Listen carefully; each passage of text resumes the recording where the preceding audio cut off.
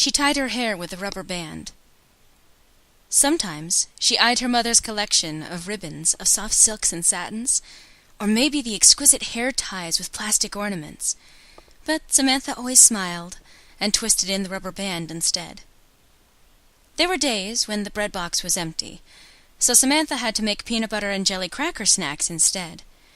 She smiled and popped each snack into her mouth, saying the jelly was a luxury this week and made the sticky peanut butter go down easier. And hey, she had milk to wash it down. One year, the sole of her sneaker came undone from the leather while she ran across the playground. As she knelt to examine the damage, she remembered her mother worrying about having to buy new pants for her younger brother. He was going through a growth spurt, and already his shoes pinched his toes. She asked her teacher to borrow some duct tape, and wrapped her sneaker together again. After wiggling her foot back and forth, she was satisfied it would last at least until the next check came. Samantha could never forget the time her mother got sick. Really sick. She couldn't breathe right, and couldn't even leave her bed. Samantha made her juice and toast every day, the only thing her mother could keep down.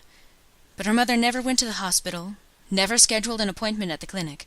Instead, she sent Samantha to the convenience store down the street and asked her to pick up some cold medicine. Off-brand, it's just as good, along with bread, cereal, and milk. Her mother's breathing was never the same even after she got better.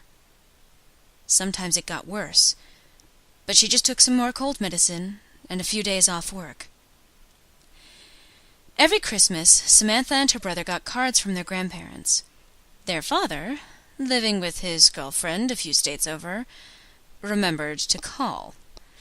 Sometimes the cards had checks for the kids to buy themselves gifts with, but their mother took them and bought clothes, or maybe notebooks and pens and pencils. Samantha was happy enough to pick out a diary each year and fill the pages with her ideas. For her 12th birthday, Samantha had only one request, that they go to Chuck E. Cheese's with her friends. The parents grumbled about having to pay for their kids to go. Shouldn't the hosts take care of that? But her friends were all there. They played games, though Samantha ran out of tokens sooner and had to watch her friends play instead. She didn't mind. She got to have fun with her friends. Sometimes they gave her a token to play along too. She didn't always get along with the other kids at school. Sometimes they made fun of the smell, or that her clothes were a few years out of date. It was easier for Samantha to go to the corner and read a book than it was pretending to keep up with her peers. They didn't like that either, saying that she thought she was better than them, when her mother was a whore and too stupid for college, and that's why she worked as a maid instead of a real job, so Samantha shouldn't act all high and mighty. It mostly stopped at words, and Samantha was okay with that. Words are just words, she reasoned. It was when they decided she needed to learn a lesson, when they chased her down the hallway with heavy book bags, when they tripped her on the stairs, when they knocked her flat on her back so hard it shocked the air out of her, that's when it hurt.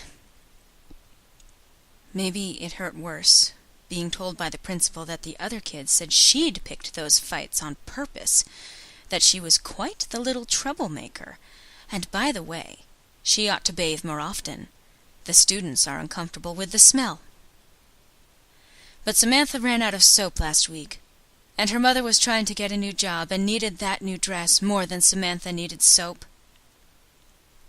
So sometimes Samantha cried when her brother and mother weren't watching. Sometimes she just wanted a sandwich instead of crackers, a new doll instead of shoes, a dinner at a restaurant instead of rice and eggs again. Sometimes she cried because she wanted her mother to sleep through the night without coughing, her brother to have a winter coat without holes where the sleeve was stitched. She wished they could have that, and that she could still buy soap so the kids would stop making fun of the smell. Eventually, she stopped crying, because it changed nothing. Her mother started work in an office, and brought home enough to stock the bread box and soap. The shoes never needed duct tape again, and her younger brother got a new coat. Samantha smiled because now she could get a job. Part-time at a donut shop, but it was something. Some days she could even bring home goodies for free. Normally, the extras were tossed at the end of the day, but the manager said it was okay, even if it was against policy. Somehow, a boy started smiling at her. He said he thought she looked cute in that little apron, and her smile was 1,000,000 watts. He admitted that he hated donuts, and came by because she made his day brighter. He asked if she wanted to catch a movie sometime, and she agreed. When he asked her to prom months later, junior prom, no biggie, but he still wanted her with him if she could come, she cried. She tried to stop and apologized, but by now she told him everything, and he said it was okay to cry. She picked out a new dress, and her mother lent her some heels that almost matched it. She eyed some of her mother's silky ribbons, or maybe an exquisite tie with fake jewels, but in the end, she tied her hair back with a rubber band.